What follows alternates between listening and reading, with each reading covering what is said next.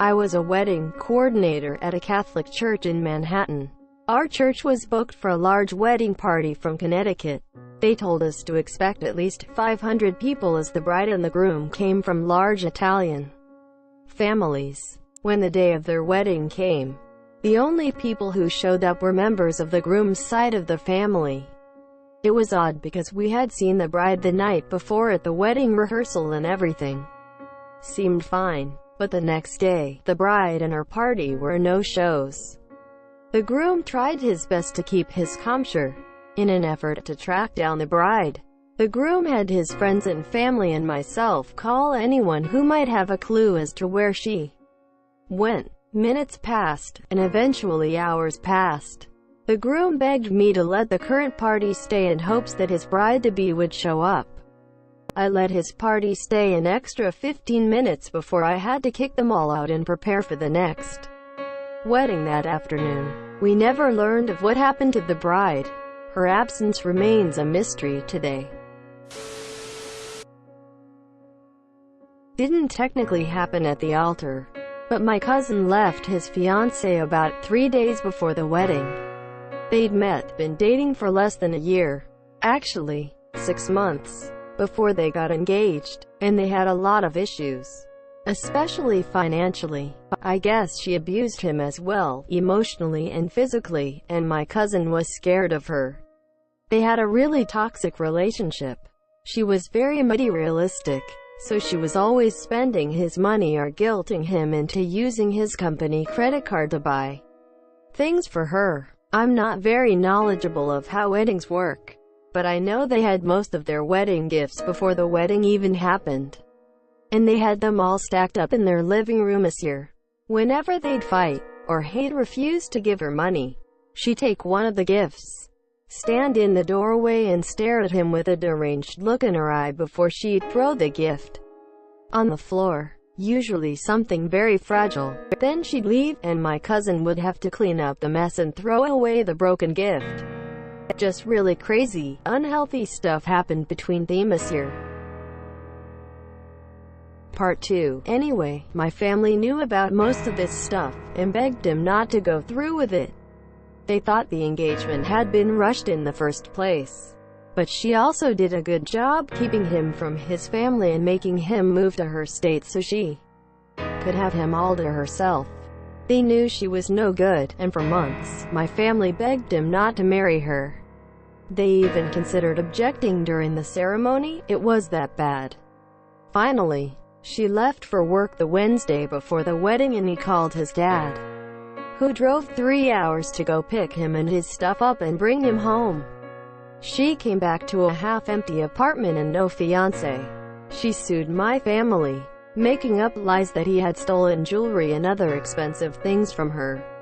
And it lasted a year.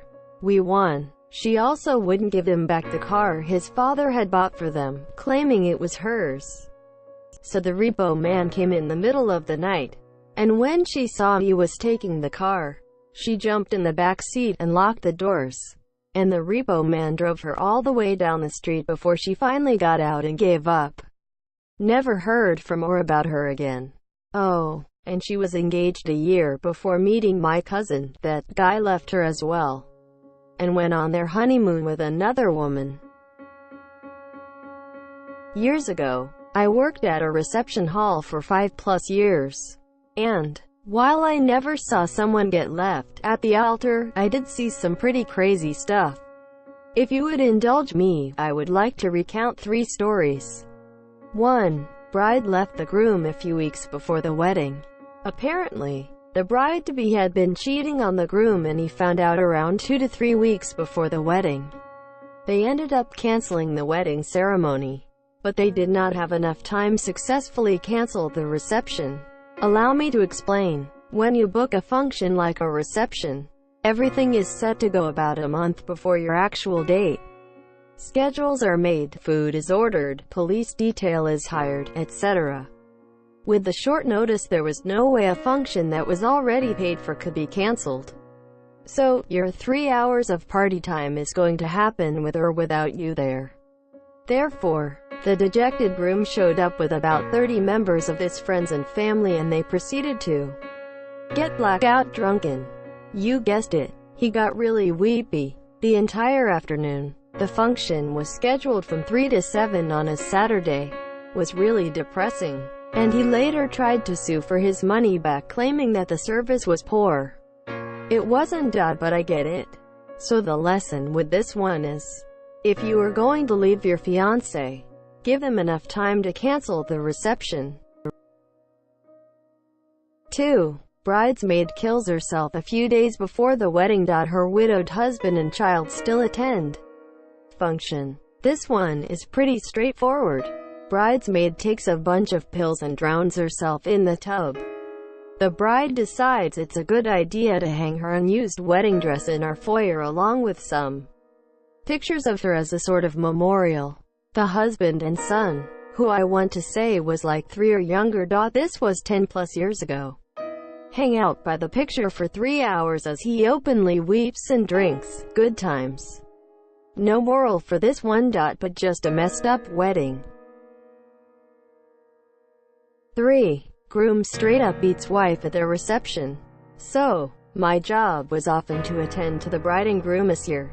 Any of you that have been married and had a reception may remember a man or woman who would make sure you always had a drink, let you know when, where to take pictures, and just generally make sure you have a great time.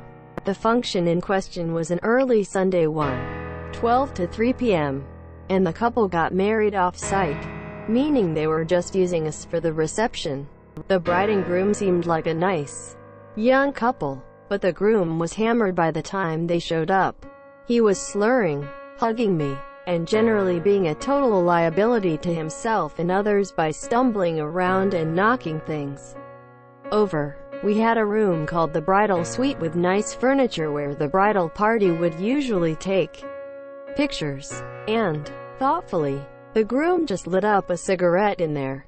I promptly told him that he could not smoke inside or, especially, in that room, so he just put it out on the carpet. Yay for me.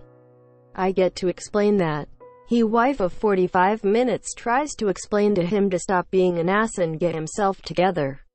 And, in a moment that I am sure is a testament to young love, punches her right in the eye, knocking her down. I call the on-duty officer to get over to us, and we get her back up. The cops asks if she wants to press charges, and she declines, saying that it was her fault and she was sorry. We were asked to leave it at that, and I was instructed on the owner to do so, taking care of the bride and groom as if nothing happened, but to water down his drinks. I am sure they are doing just fine to this day. I have about 1 million more stories, but those were just the ones that came to mind. Edit. Wow, thanks for the gold. I didn't expect that. I was honestly having fun reminiscing about my old job and just telling some of the crazy things we did. Cheers. Long and late, but it happened to me. I was left at the altar. We stayed together only to have him abandon me at the hospital little over 1.5 years later. We were together for 6 years at that point and engaged for 4. There was no signs that it was going to happen.